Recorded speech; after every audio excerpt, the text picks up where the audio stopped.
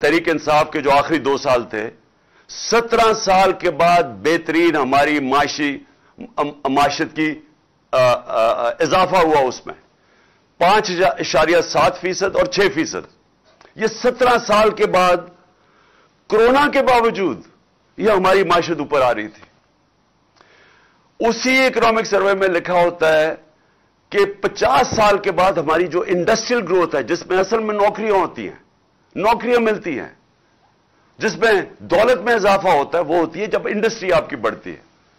तो 26 से 27% हमारी लार्ज स्केल मैन्युफैक्चरिंग बढ़ी। फैसलाबाद के अंदर मजदूर नहीं मिल रहे थे टेक्सटाइल फैक्ट्रियों के। मुझे टेक्सटाइल वालों ने कहा कि जनाब हमें बाहर से मंगवाने पड़ रहे हैं या मजदूरों की शॉर्टेज हो गई है। तारीख में सबसे ज्यादा टेक्सटाइल इंडस्ट्री की ग्रोथ हुई, तारीख में सबसे ज्यादा एक्सपोर्ट्स बढ़ी, तारीख में सबसे ज्यादा बाहर बैरून मुल्क पाकिस्तानियों ने हमारे ऊपर एतमाद करते हुए सबसे ज्यादा रेमिटेंसेस पैसा भेजा। तारीख में सबसे ज्यादा पाकिस्तान की आमदनी, टैक्स कलेक्शन बढ़ी पाकिस्तान की थी, क्योंकि हमने किसानों की मदद की, क्योंकि हमने उनको सब्सिडाइज करके चीजें दी। उन्होंने अपनी 4.5% हमारी ग्रोथ रेट थी, यानी हमारी इजाफा हुआ ज़राअत में, जो 17 साल के बाद था। तो जब मुल्क आगे बढ़ रहा था और जब हर चीज पॉजिटिव हो गई, कोरोना के मुश्किल वक्त से हमने मुल्क को निकाल लिया, दुनिया ने माना कि ये पाकिस्तान की जो परफॉर्मेंस है कोरोना में, दुनिया ने, World Economic Forum, World Health Organization, जो इकोनॉमिस्ट, उसने जो इकोनॉमिस्ट मैगजीन ने दुनिया की सर्वे की, उन्होंने कहा 3 मुल्कों में से पाकिस्तान लगातार 2 साल टॉप पे आया है दुनिया में। तो दुनिया ने माना कि हमने बेहतरीन गवर्नेंस दी मुश्किल वक्त में। क्राइसिस, जो सदी में एक दफा क्राइसिस आता है, जो कोरोना आया था, दुनिया कहती है कि हमने सबसे बेहतरीन उसको मुल्क को निकाला। तो वो कौन सी क़यामत आ गई थी कि हमें उस वक्त गिरा के तो इन चोरों को ऊपर बैठा दिया। अच्छा चला, मैं मानूं कि अगर आपने, शायद किसी को गलत फहमी हो कि शहबाज शरीफ इश्तिहारों के अलावा भी तरक्की कर सकता है, शायद वो समझते हो कि वाकई वो कुछ कर सकता है। लेकिन ये जरा आप देख लें, शायद वो समझे कि इसहाक डार, जो 2 दफा 99 में भी इकोनॉमी बैंकरप्ट करके गया, फिर 2018 में पाकिस्तान की इकोनॉमी बैंकरप्ट थी, उसके बाद जो शायद उन्होंने समझा हो कि ये कुछ सीख गया। तो लेकिन आज मुझे 7 महीने बाद बताएं, मुझे एक चीज बताएं पाकिस्तान की जो पॉजिटिव किया इन्होंने।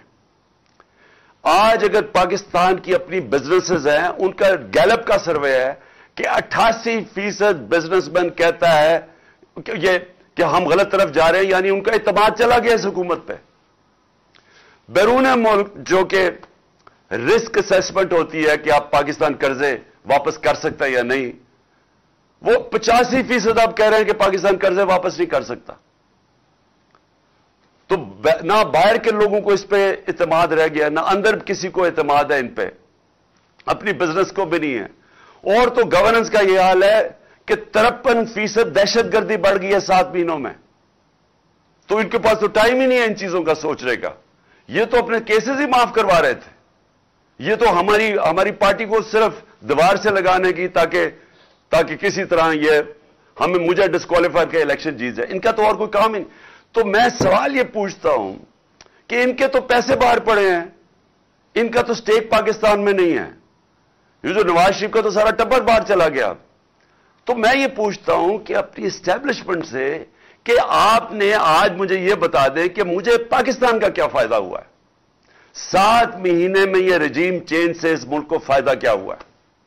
मुझे एक चीज मैं पूछना चाहता हूं, क्या किसानों से पूछे, जाए किसानों से पूछे कि क्या हालात है उनके, आज इंडस्ट्री से पूछे, आज नौजवानों से पूछे, आईटी सेक्टर से पूछे, जो 75% एक्सपोर्ट्स हमारे दौरान बढ़ी थी आईटी की, जो फ्यूचर है मुल्क का।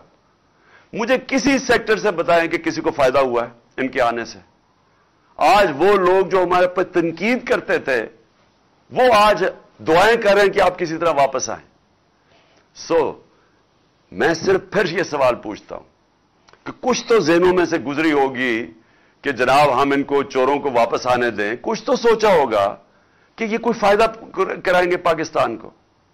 और मैं हैरत ये है کہ 30 سال سے ان کا ٹریک ریکارڈ ہمارے سامنے ہے، اور ہماری اپنی اسٹیبلشمنٹ نے بار بار ان کو کرپٹ کہا ہے.